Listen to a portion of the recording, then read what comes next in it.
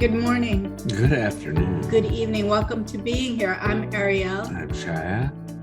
Has it ever occurred to you that now is forever? Like now, this moment is what's alive, and now this moment is what's alive. So today we get to experience being alive, should we so choose. It's like Mission Impossible. Yes. Should you so choose, this is your moment. So here's the thing. If this is your moment, why don't we just do this? You know how you divide your moment up into things to do and you multitask and try to get everything done? How about we slow down enough to be in this moment and discover what is, what's possible, just out of being here? That's a great question, or a great idea. I've was a little under the weather, as in just not feeling super well, and I had promised myself I was going to make some soup. I made a pot of soup, but I made that pot of soup to get it over with because I said I'd do it. I have to tell you, that was some of the worst soup I've made in a long time. I threw it out in the woods. Yes, he was very kind. And so the next day, I didn't throw it out in the woods out of anger or anything. It was a request made upon me, and I did that. I asked him to please get it out. Now, it may partially be that from time to time, when you don't feel well, your tastes, things don't taste as good. But the following day, made the same soup, the same recipe, but I wasn't trying to get it done. It still doesn't taste totally great to me. So that tells me my taste buds are still a little funky. But the entire experience, including eating it, tasting it, has been so much more satisfying. You got people thinking you had COVID. I know, but I've tested multiple times. It says no COVID, but there are lots of other things out there. I know that we've had for years, like colds, the flu, a little bug here and there in the winter. Yeah, it's winter. I have a feeling I got some little doodah and nothing is serious. And by the time you hear this, because we're pre-recording it, I'll probably been well for a long, long time, and it'll be spring. But what I love is the idea and the re-recognition in me that how I go about my life makes a dramatic difference in my satisfaction and the results I produce. Yeah, and your experience of living, Mm-hmm. If you're busy trying to get everything over with, even the things you should be enjoying become a chore to get over with because you get in that habit of, I looked around the other day. Mm-hmm. It was earlier today, actually. I looked outside our windows, and I saw how our woodshed, where we keep firewood, was so neat and crisp, and everything was put in its place. And then I looked at our deck, and the same thing. And everywhere I looked, things were in order. It wasn't anal in its need to be put away. So it wasn't, but it was as though everything I've done was done completely. So there's no leftover parts that need cleaning up, which rob you of the satisfaction of being when your mind is constantly complaining. Well, I got to do that. I got to do that. I got to turn out that light. I got to fix that light bulb. However, if you are now listening to Shya and commenting in a comparative manner, meaning like, I'm looking over here and I got a mess. Incomplete, and that's incomplete, and he's much better. Let's talk about listening. Well, one other thing, there are certain areas that I need to put attention on, because there's this thing called entropy. Entropy is that everything that has been put in order devolves into disorder or disarray just by the wind, the air, the sun, the rain, and unpacking, looking for something. Everything gets from order to disorder. And so life requires you to keep bringing order back to your life. It's a kind of a simple thing.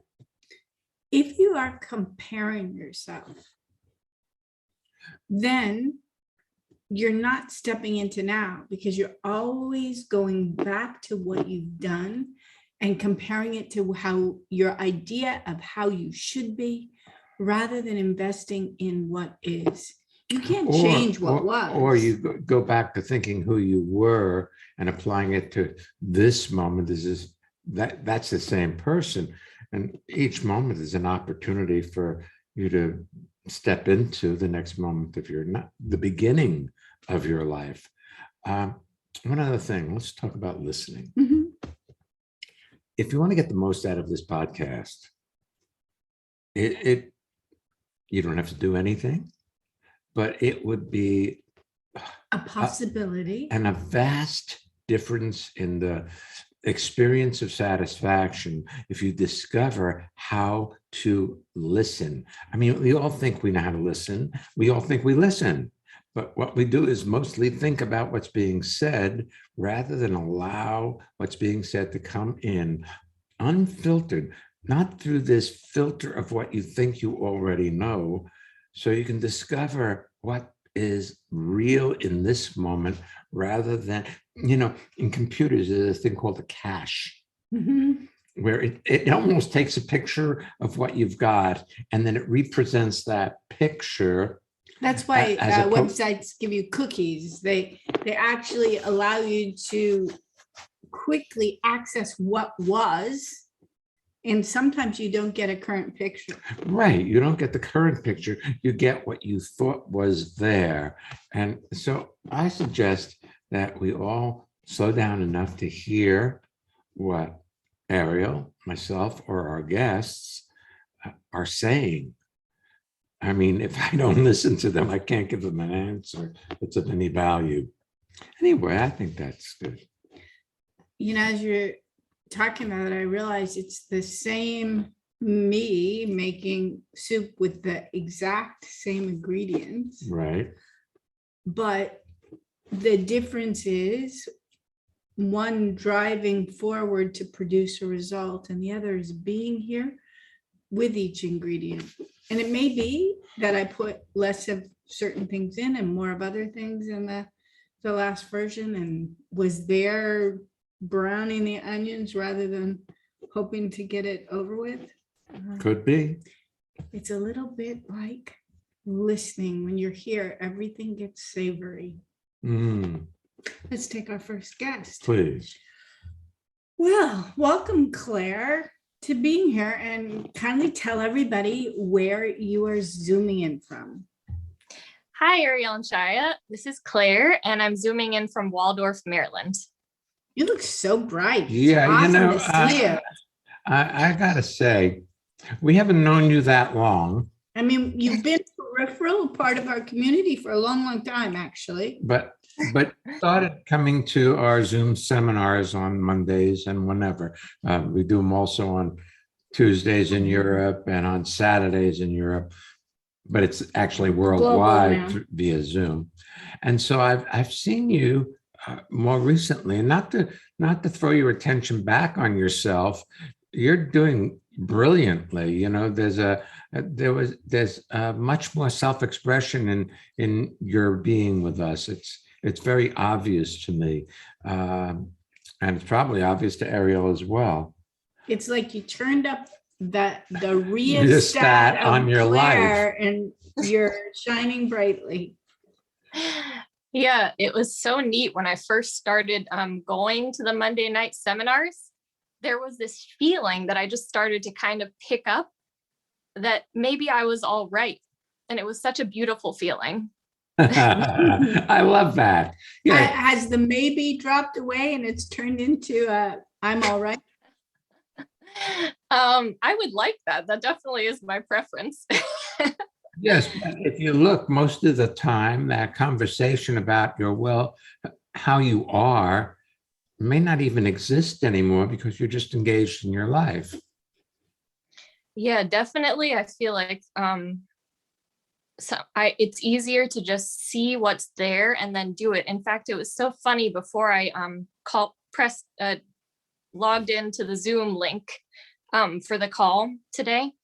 It was just amazing. I just felt myself being more efficient and just being able to get so many things done because I would just see what needed to be done and I would just kind of do it instead of complaining about it or being like, oh, I'm thinking about it, or I don't know. That's awesome. That's really quite brilliant what you just said, you know. Most people think about what they have to do and then they have to move through their resistance to doing it.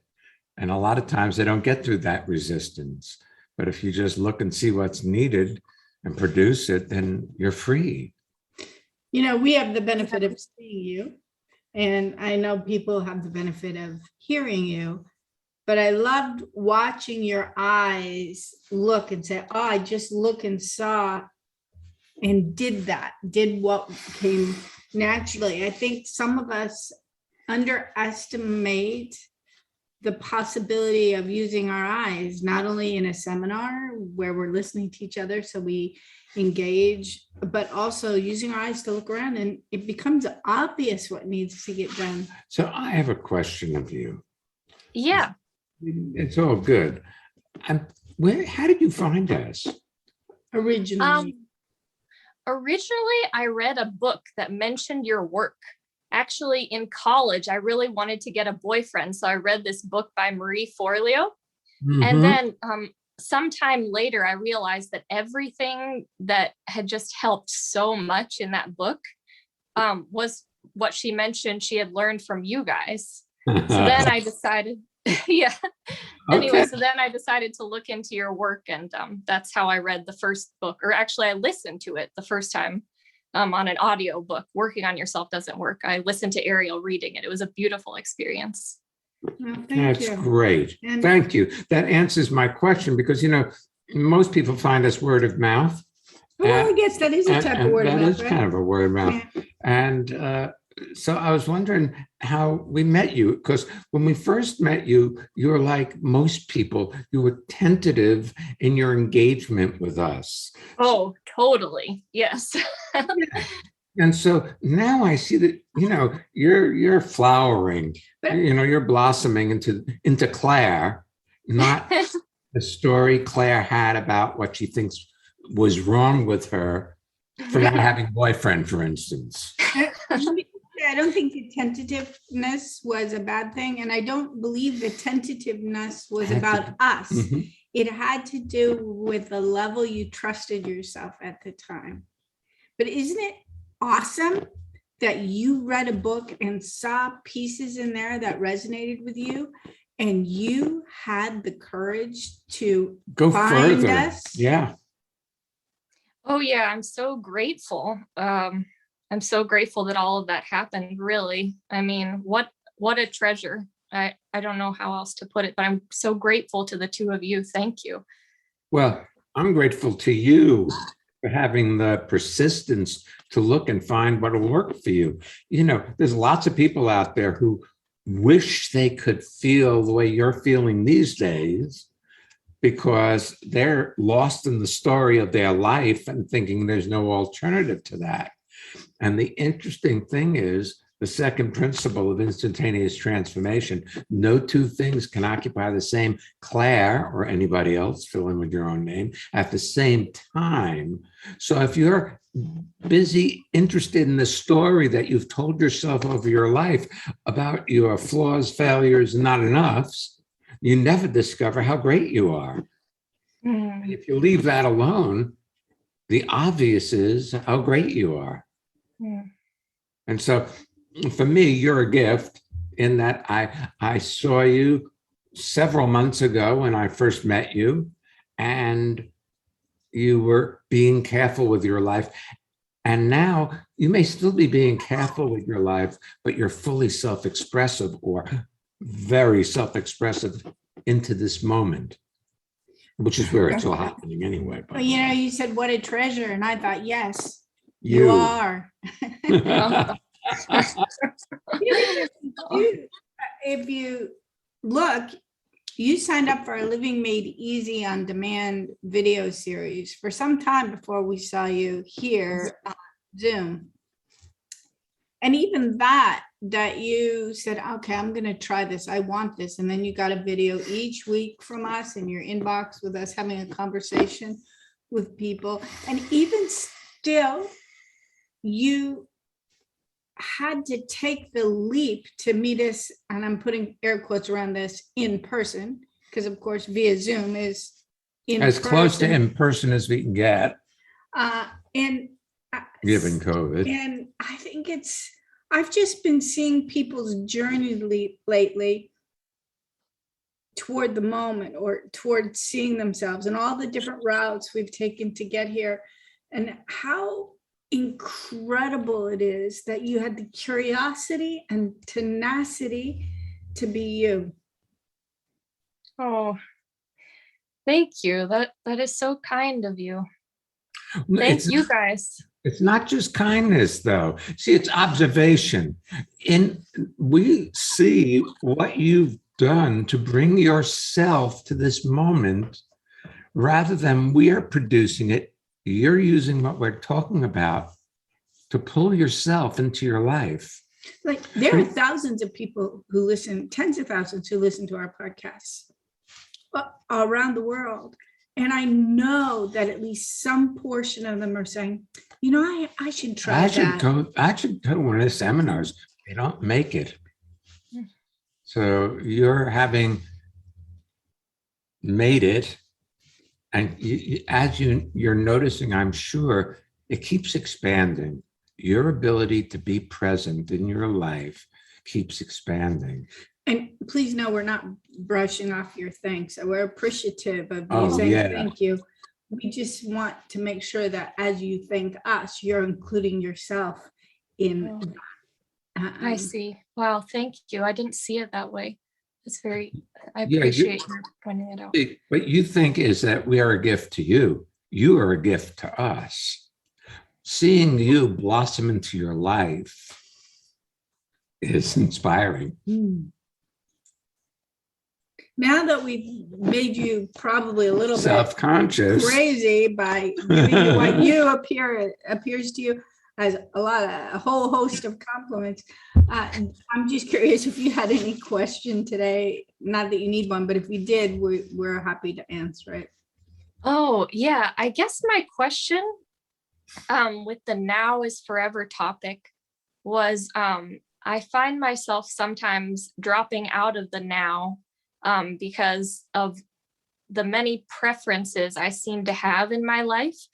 And that when things don't fit my preferences, it's very easy for me to just it's hard to be in that, or to, remain centered, or I don't know how to put it, but to not resist it, I guess. There's so many things that I'm like, oh, I resist that, and, Well, yesterday morning, I made an appointment to get a COVID booster. Now, I had a COVID booster about 5 months ago. Mm-hmm. And, my doctor suggested that because I'm immunocompromised, and to some people, I'm old because I'm over 80, that I should get a second booster because it's important. Mm-hmm. Well, I went to the appointment and they wouldn't give me a second booster. Even though he has a prescription from his doctor, they're like, we're not allowed and we won't do it. So that was a disappointment, like you're talking about. My preference was clearly to get that booster, and but it was not going to happen. And then I had a choice whether I could get lost in complaining that life wasn't going my way, or go shopping. He'd gone to we'd made the appointment at our local grocery store, so he could either stand there and argue with them and they weren't going to change their mind, or he could pick up the few things on our shopping list that we needed. I see. I just want to go back and talk about the moment or the now. You say you drop out of the now when you're resisting things because you have a preference, but that is your quote now. I see. Look at how you're being in any given moment. That's your moment. Because this is it, you see, this moment is where your life is taking place exactly as it is, not like we. Now, certainly when we're in sync with ourselves, we have a different experience. It's not bad. This is pretty great. But a couple of days ago when I made that soup, that wasn't me missing now. That was my moment. That was my discovering, look at this. This is me now. And this is what me now produces. See, when you're in your experience of your life moment to moment, you're not having a conversation with yourself about falling in or out of, quote, the now, as if it's a bathtub. It's not an entity. So you're not falling in and out of the now. You are, when you're having a conversation with yourself about how you're doing, you're not. I see. That's your barometer. That gives you that's the instrument that allows you to know about how you're doing. Is if you're having a conversation with yourself, you've already stepped out of the current moment of your life to have that conversation. When you're directly involved in getting ready for, like you said, the show, you got all these things done. You are not, shouldn't I? You're just handling it. And that's the magic of it. It's like we've got this supercomputer and we can set it aside and live, or we can get lost in the computer. And most people are lost in their computer trying to get what they think will produce satisfaction, well-being, but contentment. Anything you see without judging completes itself in an instant. So as you're describing, of course, there are moments where anybody gets lost in that supercomputer of their mind. But the moment you notice it, you're already here. You have that choice point to either be here or step back in. Or continue in the vortex of your upset. Look, it's all perfect. Life shows up exactly as it does. Now, how you interact with it becomes up to you when you realize the perfection of it.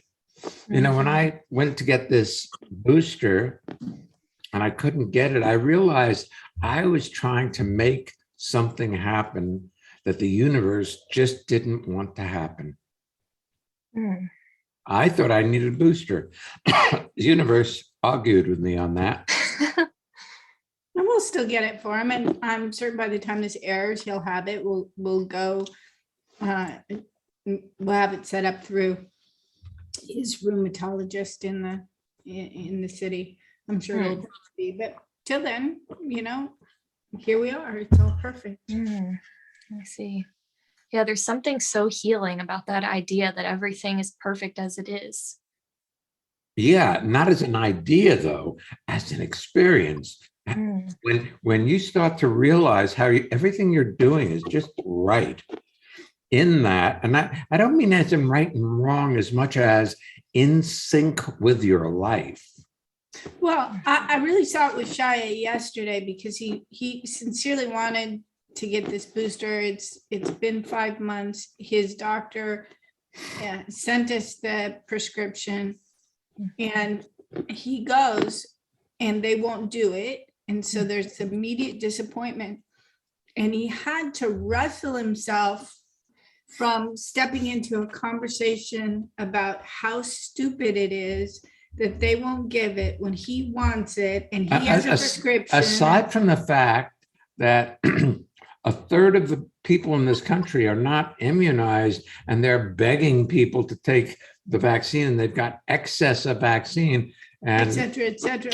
But so in the resistance to what is the tendency to pop into your thought process and have an argument with what is.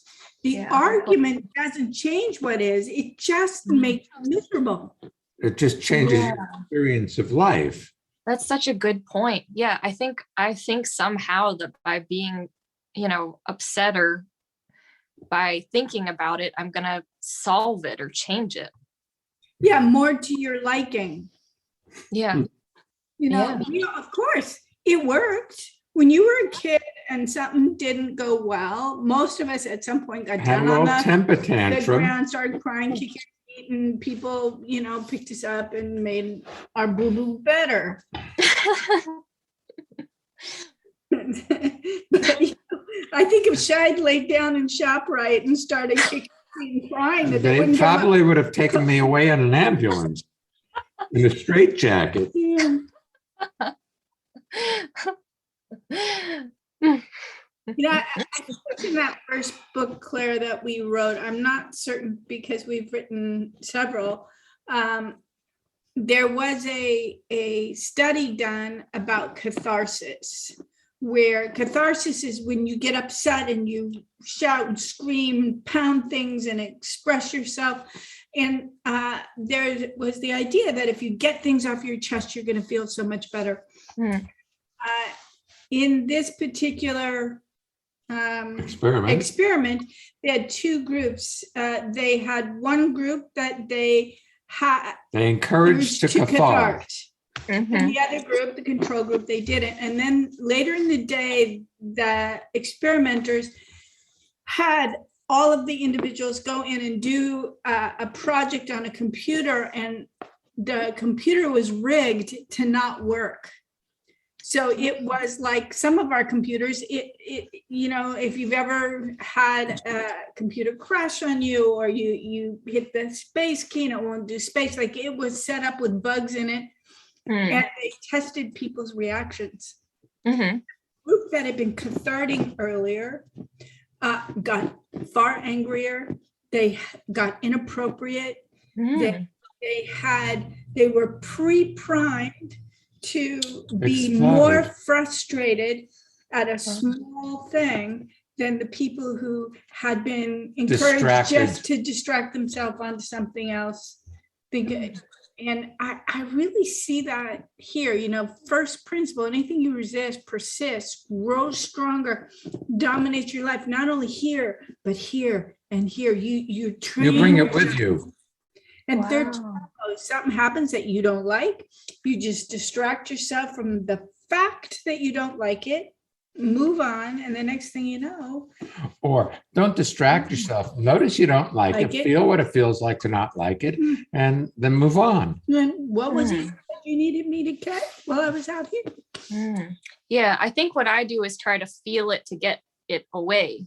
But that's the first principle in disguise, you see. That's anything you resist persists and grows stronger. And you just put a smile on it. Yeah. It's like a smiley face sticker over no. Yeah.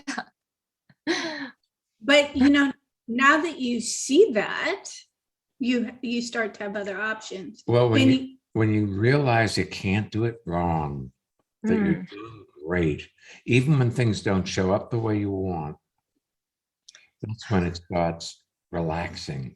Well, it happened for us this year, Claire. As you know, we were scheduled to do our annual trip in Costa Rica. We weren't able to do it last year because of COVID. We had a number of people, we had it all set up. And within days of leaving, the Omicron variant and other factors got really bloomed, and we realized it was really safest to cancel. And even knowing that was true, to the degree that I didn't like it is to the degree that I created discomfort for myself. But I didn't do that wrong, Oh, yeah. Did what I did, and here we are. There's a we in there somewhere. What? We didn't like it. We didn't like it, and we did what we did. Yeah. But look, life is easy when you live it. Life is difficult when you think about it. Let me think about that. Yeah, think about that. No, don't think about this.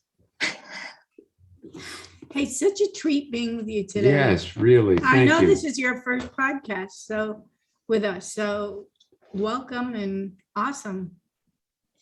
Thank you both so much. This was wonderful. Yeah. No, thank you.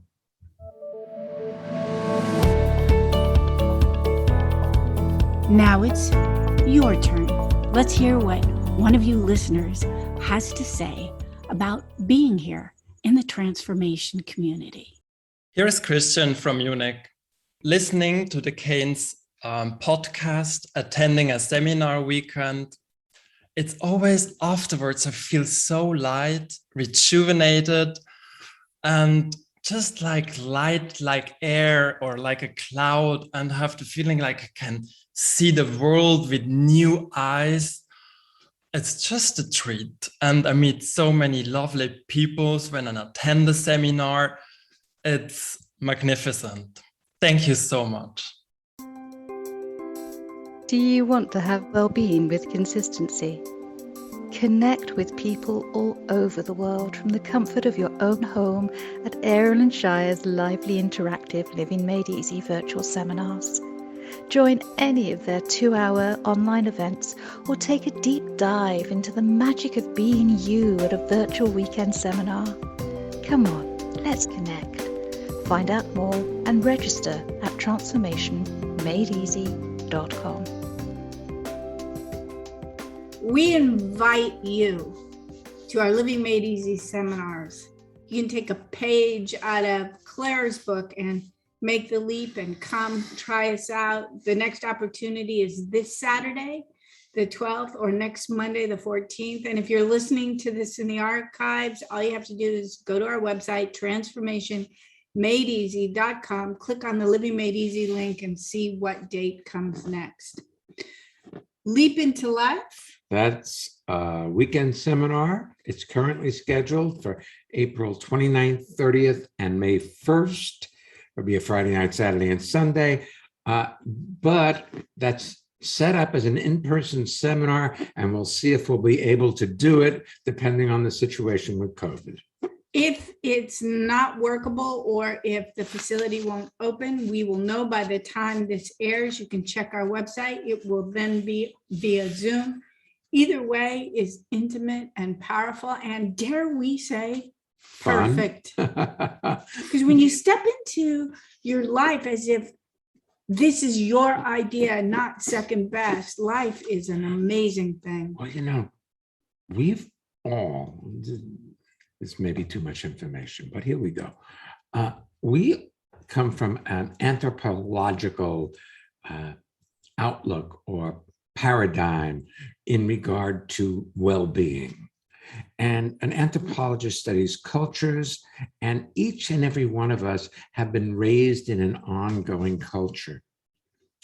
If the culture does not have certain information, like a possibility for a successfully fulfilling life, if life could be easy and well-being is available instantaneously, which most cultures do not have that as a building block of the culture, then you would not have that as a reality. Our realities are based in the cultures we grew up in. So, living made easy is real. Transformation is real. Just most people don't realize it because they've not experienced it. I know we're about to call Renee in, but I'm just reminded of something Claire said from when she first came to the Living Made Easy seminars. A reality appeared as an experience that maybe this moment was perfect. Maybe she is perfect. Maybe there is perfection. So we weren't trying to impress upon her our way of seeing. What happened is a long closed door reopened for the ability to experience the perfection of life. Absolutely. And that's the moment. Let's take Renee, shall we? Yes, let's take Renee, now that we've been brilliant. Hi, Renee. Hi, nice to see you guys. Good to see you too. Tell everybody where you're zooming. Oh, this is Renee, and I'm zooming in from San Francisco, California. Nice to see you. What can we do for you, honey? Well, so actually, it's funny because, we've been talking about this moment, and here I am in this moment of zooming in, and suddenly I'm just very nervous. So kind of experiencing that right now. Well, what do you think this nervousness is about, my dear? Being worried, that I'm going to say something. We're going to see you, but we've seen you. Right. We already know everything there is to know. You're okay with us, you see. So you don't have to worry about being okay. You are okay. We're not looking to find fault with you. We talk about it in, again, one of our books, and maybe you can even tell us which one. The information I find timeless, which book it is in, who knows? Maybe it's in all the books. There was an experience once where Shya and I went, Renee, to a place called Poor Man's Paradise. It was a very, very rustic place on the water in Costa Rica, where in order to get there, you had to go by boat, and they did what they call a water or a beach landing. They take you in a little skiff and you'd ride the waves up onto the beach, and you'd hope to time it well. And the showers were a cold water pipe coming out of the ceiling without a shower head. You just kind of stand under it and wash yourself. And the electricity was rather sketchy because they were very, very remote. But the night we had to leave, we had stayed out very, very late on the fishing boat. We came in under the stars, laying on the boat. We got in, we were very disoriented, tired, and knowing that the next morning we had to leave around 6 and the lights went out. So we had little headlamps, the kind with a headband. We had the headlamp. Mm-hmm. And we were a little nervous about how we were going to pack up and get everything done. And I was very blurry. We had our dinner. We went into our room. I had my headlamp on, and I turned my head to the left, and I'm like, oh, well, I can see. What do you mean it's dark in here? And I turned my head to the right, and I see everything in that corner. And it took me a moment to realize that wherever I directed my head, it was bright because I was wearing a headlamp. And so my experience was light was everywhere.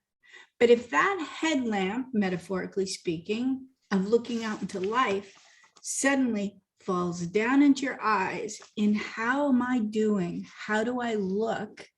Will I be good enough? What do I have to say? Who am I?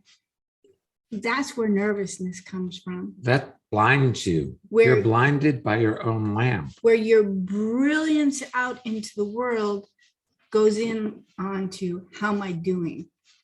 So all you have to do is just put your light back out here. Okay. So did you have a question for us? Well, yeah, actually, I found out recently that a friend of mine passed away, and I'm sad. Not every minute, not every moment, but there are moments where I think about something that I know she would like, or I see something that I know would speak to her, and I want to share it with her, and she's not there. And then the thought that occurred to me is, I don't know what to do with this moment that I want to share with her. Well, close your eyes and share it with her. And let yourself feel. My mom passed away a couple years ago. Our son very recently passed away. And I often see things that are like, oh, she would love this. He would love this. And I give myself a moment to share it with them. Yeah, you can grab a tissue. I don't know where it is, so it's okay. But yeah, I'm not sure I like to reach out by writing letters to people. I love writing letters or sending drawings. And so, you know, I, yeah, I suppose that I could just write a letter or do a drawing, but it feels not the same. Well, here's the thing. We're not trying to give you a script or a plan for how to go about your life. You know, look, if I gave you a set of tools for Christmas, you'd break something so you could use your tools to fix it. So giving you some way to manage your sadness is really does you a disservice. If you have sadness show up, experience it, let yourself feel it. If you let yourself feel it, it won't last that long. Which If you- could be a problem. I know. If you think that it's unfeeling of you not to have lingering sadness when you've lost someone, you won't want to let yourself feel it. You know, you're Yeah. a person. I know you're I'm sorry, what? A cat person. You have cats. Yes. Yes. I know Lovely you're a cat. cat person. Well, many years ago, probably 35 years ago, Ariel and I were leading a seminar at a whole life expo in New York City. And a woman came and she said, I'm thinking of taking your seminar, but I'm grieving. And we said, well, look, unless you're willing to give up your grief. No, you said to her, don't come in if you're not willing for the possibility that the grief will go. Right. That's We're what I not saying said. it will, but you have to be willing to entertain the possibility that that will complete itself. And she said, oh, thanks for telling me. And she left. And she didn't do it. And somehow, I don't know how, this person got our cell phone number. And 2 years later, we're driving out of New York. We were at that time living in Woodstock, New York, 2-hour drive north. And our telephone rings and it's this woman. She says, hi, remember me? I'm the one I came out and said I was grieving and you told me not to come in unless I was willing to entertain the idea that the grief would leave. And so I left. Do you remember me? And actually we really did because it was so notable. She says, well, what I was grieving about was my cat died. And now I'm ready. Mm-hmm. And we thought, wow, that was a pretty tenacious statement into life that I'm not willing to let go of My grieving. And see, but that was grieving as a do. See, our experience, dear, is that if you allow yourself to be with your feelings of sadness, if and when they show up, they complete themselves in an instant if you allow them to be there. If you don't want to feel your sadness, you'll keep it around. Because anything you resist persists and grows stronger. Anything you allow to be exactly as it is completes itself in an instant. I also wouldn't be surprised if from time to time the experience of sadness, Renee, shifts from being an experience into a conversation, meaning, you know, like sometimes you just feel sad and other times you sit maybe with a cat on your lap and say to yourself, I'm sad, I'm sad, I'm sad. That's very different than the experience of letting yourself feel. Feel the sadness in your body where it shows up, in your breathing, in your eyes. Yeah. Oh, that's interesting because in one of the Monday night seminars, a friend of ours, was speaking about being in pain and about how she experienced that, as asked herself questions like, what color is it? What shape is it? And somehow there was something about it that she was able to experience it without it taking over in a way that was not allowing her to experience it as it was, if I got that right. Yes, she did use that technique, but if you recall, Renee, she was on her way to the hospital because the pain was so extreme that she needed to Go to the go to hospital. the hospital to get it sorted out, to see if she needed an emergency operation or she needed some kind of medicine, or because it was dire. So she was using that technique to manage something that was extreme. Now, mind you, you can do that with sadness. But you see, here's the thing, Renee, if you allow yourself to experience what you're experiencing, it doesn't last very long. Mm.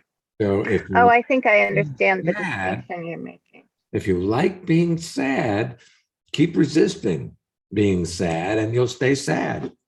And that was what was notable about that That was a woman. joke, Renee. It's What, okay. that if you, No, I didn't catch that it was. what's notable about that woman, it was that she wanted to process it. And as you're talking about it, our friend who used that technique, it was to bring herself here in the midst of extreme pain. And I'm not saying your sadness hasn't been extreme, but as you're talking about it, it seems more like trying to process something to get rid of it, which is what Claire was talking about earlier. Right. When she, like she'll feel it in order to get it over with, which is normal. We all do that, rather than just let yourself feel. And it might be very simple. Mm-hmm. Thank you. Now, here's the thing. You're trying to understand this. Yeah, I do that.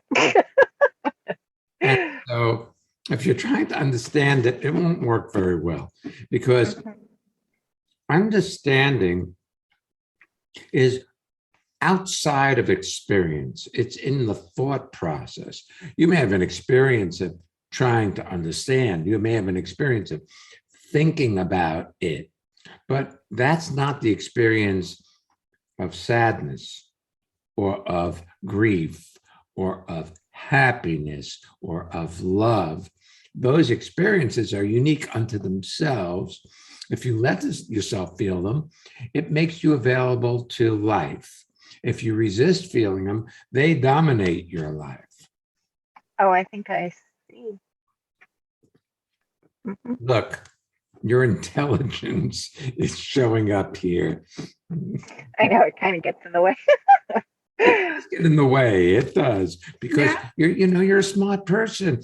You want to think about things and put them in place so you feel comfortable with the unknown. The thing is, in this format, as we're talking with you here, you have at least some pressure on yourself to learn something, to see something.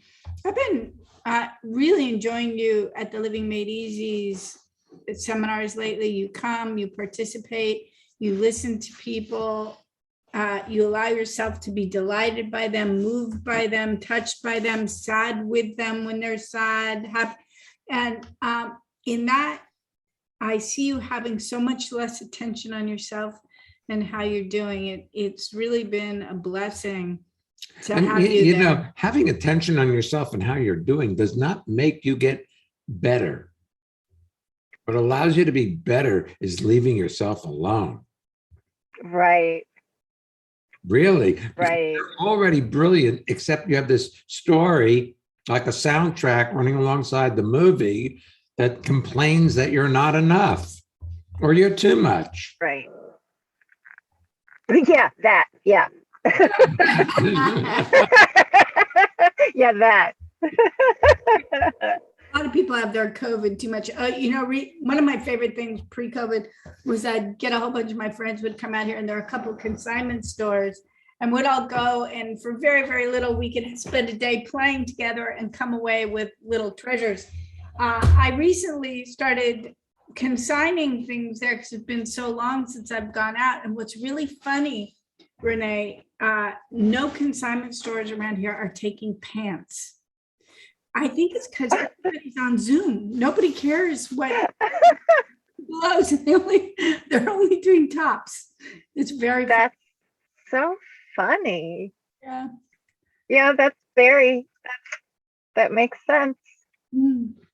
But see, I did it again. I was like, that makes sense. Yeah. I'm not gonna continue doing that, Claire. That's part of your You nature. mean, yeah. I'm you not Claire. I Renee. mean Renee. You probably got, Claire's still listening, you probably got both of them. It Right. was a twofer. Yeah. You'll probably continue doing that Well, forever. I love that you said that. Oh, look, I'm still doing that. Good. When you become aware of something, like if you've ever become aware of being hard on yourself, then you turn to the next moment, you start seeing yourself being hard on yourself everywhere. And it's like bubbles, it's like a bubble machine. If you don't make it wrong, what you see, it winds down all on its own. Mhm.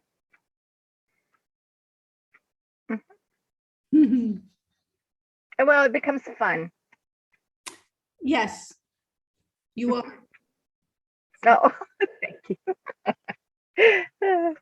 Thanks for being here with us today. Really, Thank you for your gracious invitation, as always. you're very, very welcome. If you want to be a guest like Renee or Claire, or if you want to submit a listener spotlight, like what happens in the middle of the podcast, expressing yourself about what's happened for you with transformation or listening to the podcast, simply go to transformationmadeeasy.com/being here and find out how. Yes. Next week's episode, Falling in love with your life. Okay, why not? Yes. Sounds good to me. So we'll be back next week. So come on back And don't miss being here.